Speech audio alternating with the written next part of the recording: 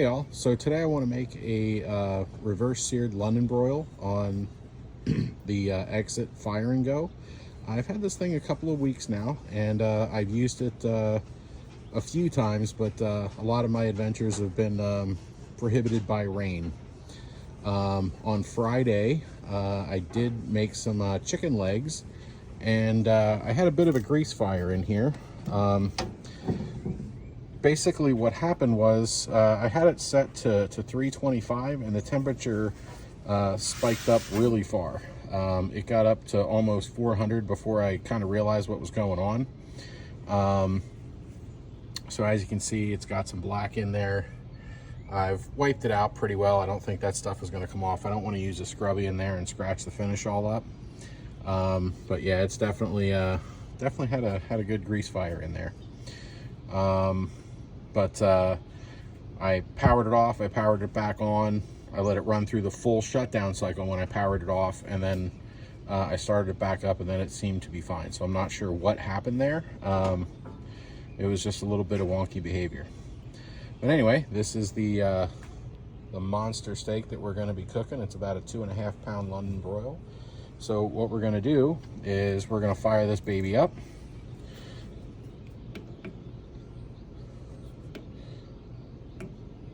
And we're going to set it all the way down as low as we can get it. I'd like to do these at like 160 on this anyway, but it's a little tricky to get to. The dial's a little sensitive, but you can get there if you're persistent at it. All right, we'll do it at 170. That's fine. So anyway, so we got that. We're gonna start her up. I already got pellets in there. And yeah, so we'll let this guy heat up, and then we'll put the steak on. So one thing I just thought of is I want to talk a little bit about some of the indicator lights that you have on here. So obviously, you know, we just went ahead and we turned it on, we powered it on, we set our temperature, and then we pushed the green button to start it. And then once it does that, there's some indicators up here that kind of tell you what exactly is going on. So over here on the right, this is your battery power. I'm running on battery, and if you look here, that's that little flame indicator. That means the igniter is going on and it's starting to light the pellets. This icon here is the fan. That means the fan is running. Now, before either of those come on, usually the auger light will come on because it'll feed pellets into the pot, and then you'll see the fire indicator, and then soon after you see the igniter indicator, then you'll see the fan come on and you'll hear it. And as you can see, we have some good amount of smoke coming out of there, so it's getting ready to cook. So we'll give this 5 minutes or so, and then we'll come back out and have a look and see where we're at. Hopefully we're hot enough, and we'll put the steak on. All right, so it's been about 10 minutes, and you can see here the temperature is around 212, 213. So what's going to happen is this thing is going to fire up, and initially it's going to go high, and then what I've seen is that you let it sit for a little bit, and then the temperature will come back down to your target temperature, which is kind of expected on startup on something this small. It's got to build the flame and get it going. So yeah, so that's normal. All right, so our temperature is down to 180 or so. It's climbing up a little bit, but I just shut the lid. So we're gonna go ahead and we'll put our steak on.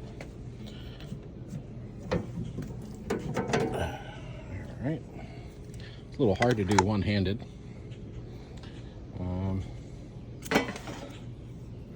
So one thing to think about when you're putting this on there is, or putting anything on here really, is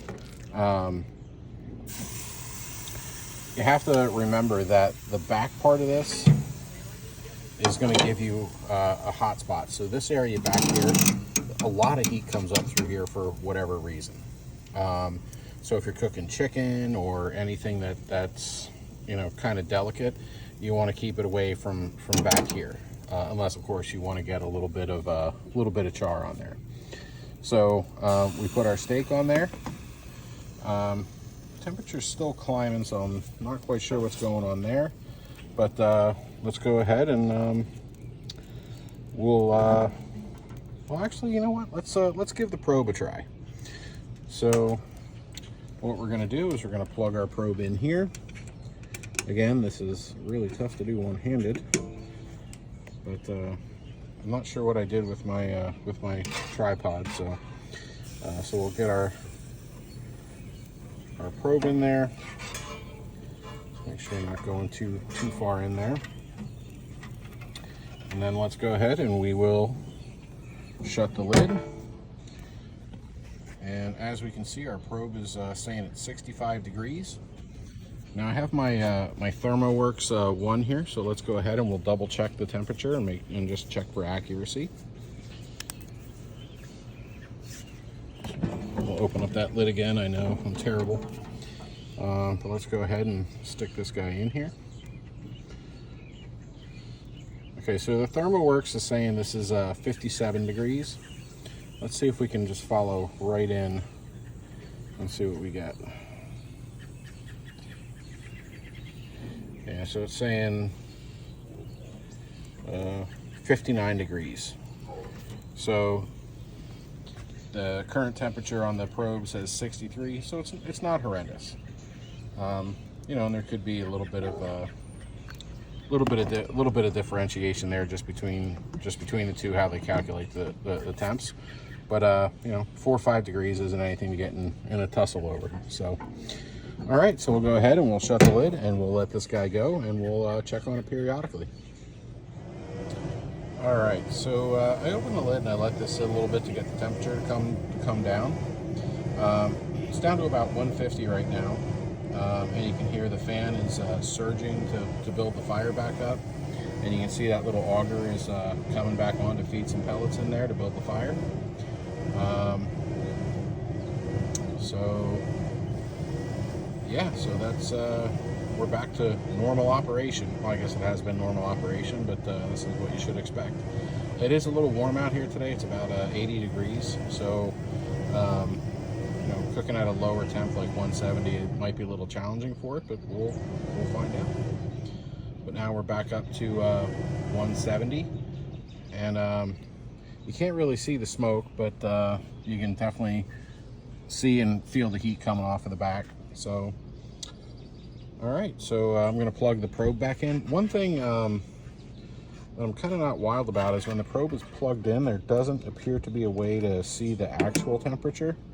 So it'll tell you the temperature of the meat, and then if you push the button, it gives you the set temp, but I don't think it gives you the actual temperature inside. So I think if there was one thing that I would put on the list of things to change, it would be when you push this button, it gives you the actual temp, or maybe has some other way for it to show the actual temperature. But yeah, I mean, it is what it is. So yeah. All right, so our steak is showing 107, so that's probably a good point to take it off.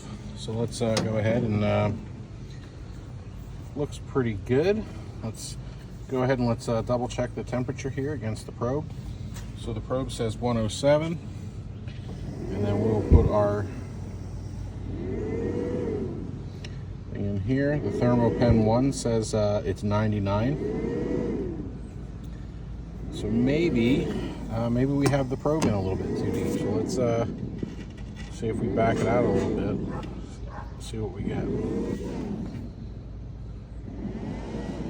Okay, so no change. So it's about 9 degrees difference between the ThermoPen 1 and the onboard probe. So we'll give it just a few more minutes. We'll let it get a little bit more smoke. But I mean, looks pretty decent so far. So we'll see where we land here in a little bit. All right, so the internal temp of the steak is showing about 111. So I think it's probably, that puts us, you know, just over 100 degrees. So that's probably pretty good. So let's go ahead and we'll pull it off. Let's take our temperature probe out of there and we will unplug it. So this thing has been running a little bit hot. I ended up turning it up to 200, but it's been holding around 225, 230. Oh wait, oh, that's weird. It's a 225. Well, I turned it up to 200, but it ended up at 225. So I'm not sure what's going on there, but okay, that's fine. So what we're gonna do, we're gonna pull our London Broil off. We'll set it aside here, and then let's go ahead and we'll crank this guy up to 500.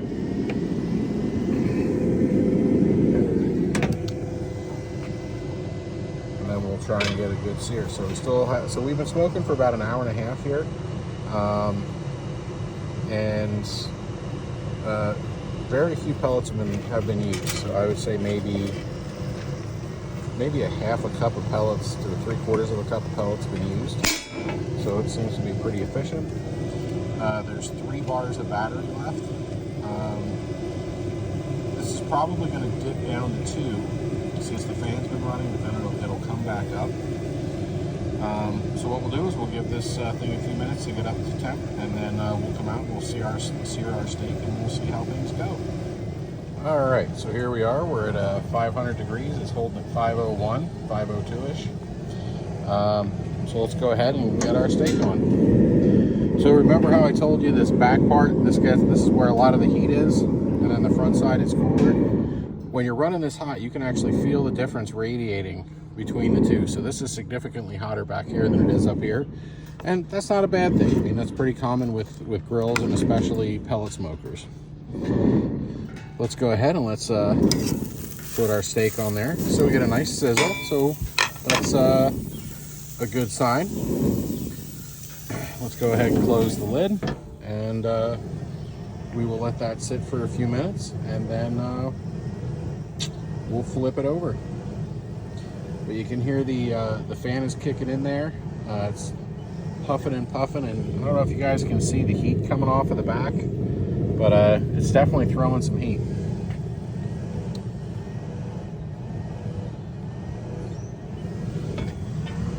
And now we're starting to blow through pellets here. So this has been running for about 10 minutes on high. We've probably gone through another half a cup of pellets. There's still plenty there. This chamber is actually pretty big, so you can run this for a while on a high heat. But yeah, so all right. So we'll let this cook for a little bit, and we will check back. All right, so we're nearing the end of our cook here. So let's go ahead and take a look.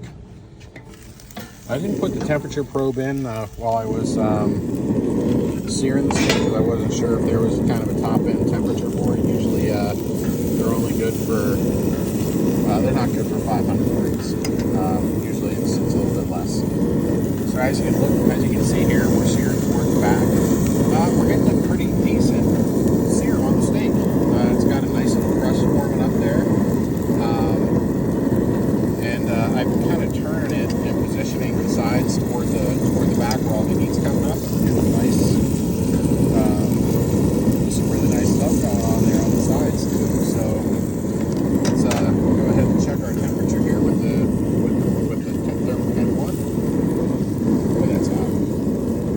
All right, so we're about 115. So I like my steaks medium rare, so we'll go ahead and pull it.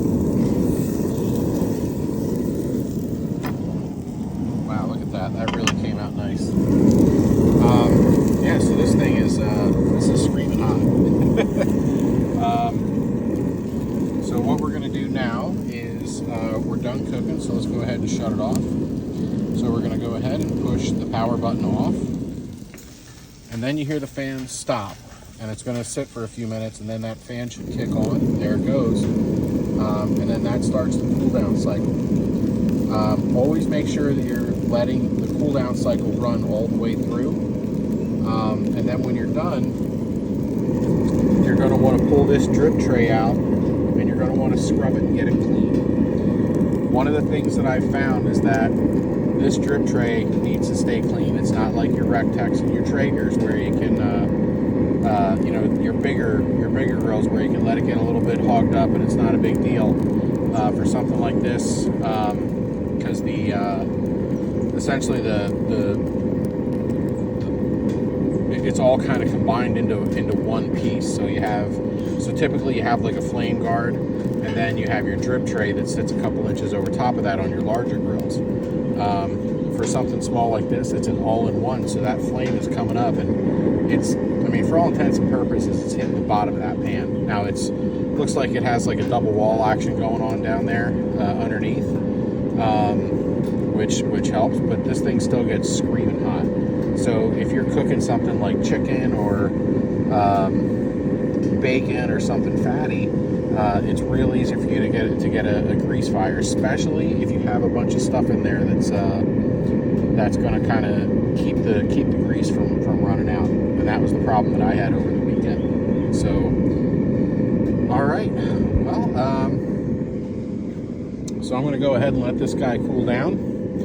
I'm going to leave the lid open because I want it to cool down kind of fast because it's going to rain. But overall, we cooked about 2 hours. We still have 3 bars left, so by my estimation, that gives us another 3 to 4 hours of cook time, depending on if we're searing and running that fan really, really a lot, or if we're just smoking and that fan's just kind of pulsing a little bit. I'm hoping my second battery shows up soon, because I really want to try and do a brisket on here. I'm not going to be able to fit a packer on here, but I could probably split it and fit it on there if I'm creative with it. It's not a huge one. But yeah, so when I do that, I'll be sure to make a video about that too. All right, so we just did a reverse seared London Broil on the Exit Fire and Go, and I just wanted to I just had a couple of closing thoughts.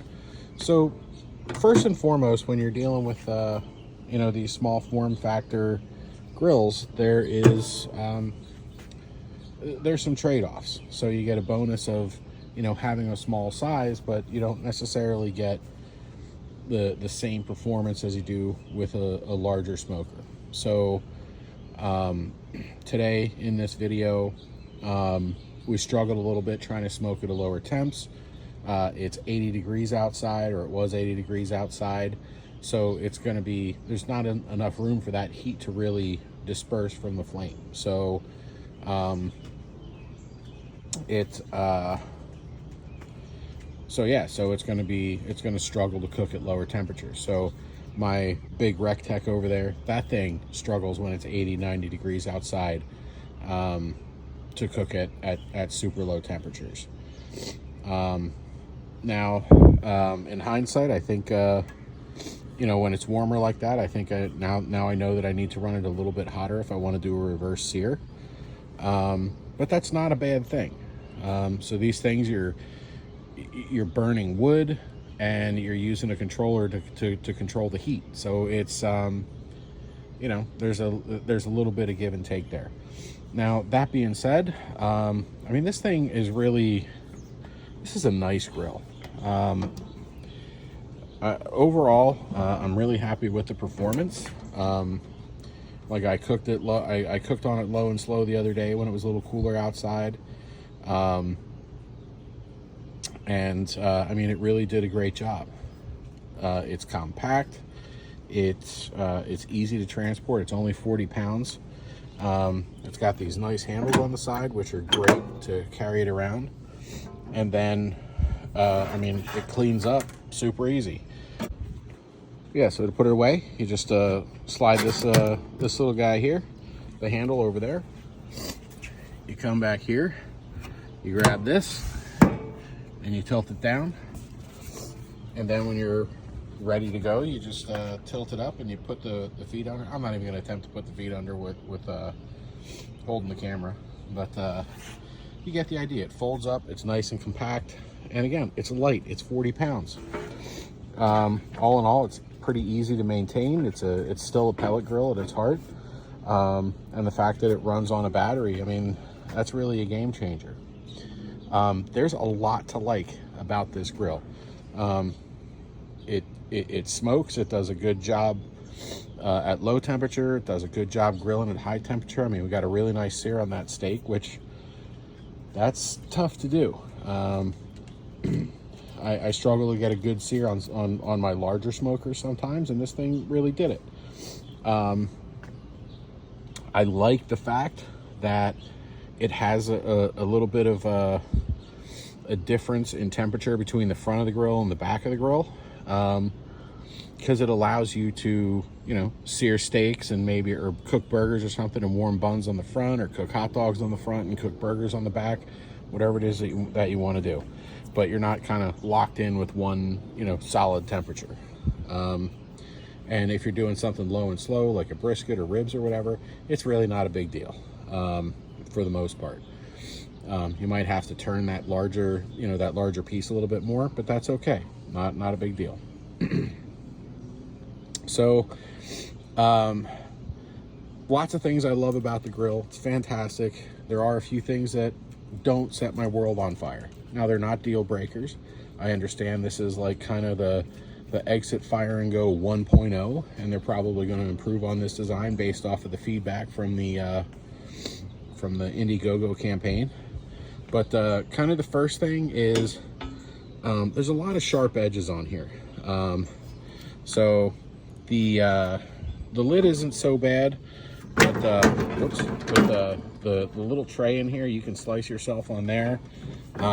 I had some sharp edges on the feet down here, so I actually took a little bit of sandpaper and sanded them down so that they're not so razor sharp.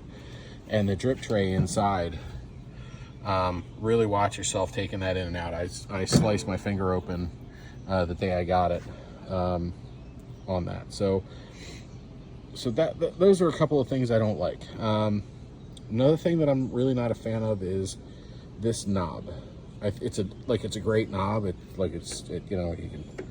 a nice looking knob. It's big enough that you can turn it. It's got rubber on it, so if you got some grease on your fingers, you can still turn it. But it needs to be a little bit more responsive. So, like earlier, I was trying to set it to 160, and it's like a game, a dexterity game, trying to make that happen, because it's just so sensitive at that lower thing. I think they mitigated that a little bit by setting it where it goes up in increments of 10 or 20 degrees or 25 degrees, whatever it is. And that works, but it would just be nice if the knob had a little bit more, if the knob was a little bit less sensitive. So yeah, I mean, those, honestly, they're nitpicks. I mean, there's a lot of good stuff going on with this grill. You got a nice little storage area here to put your probe. It holds a decent amount of pellets. And the nice thing is that you're not taking up your cooking area by having the pellets kind of stuffed into there, stuffed into the cooking area like some of the other ones.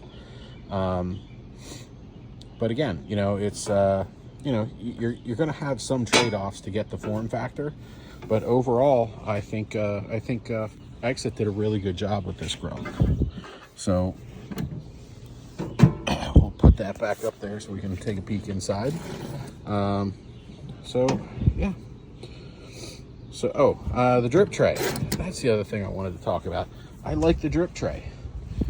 So if you come back here to the back of the grill, it doesn't stick out. You're not going to knock it off, and it just slides right out. And I got some good grease in there. So think about all that grease in there. And then, if I want to move it or something, I put the lid down, and the lid locks that grease tray in place. That's smart. That's good stuff. So I don't have to worry about that grease tray spilling out and going all over the place. Now, I probably should, empty that, but, because I could still spill it out, but at least it's not going to go all over the place. It'll just kind of spill and just have a little bit of some drips around. So, all right. So that's pretty much all my thoughts on the grill. I mean, overall, it's nice. It really does a good job. It cooks nice. It's compact. It's lightweight. This thing is a game changer for camping and RVing. If you're an outdoors person, this thing is just fantastic. So yeah, so thank you for watching, and if you have any questions, feel free to hit me up. Thanks a lot.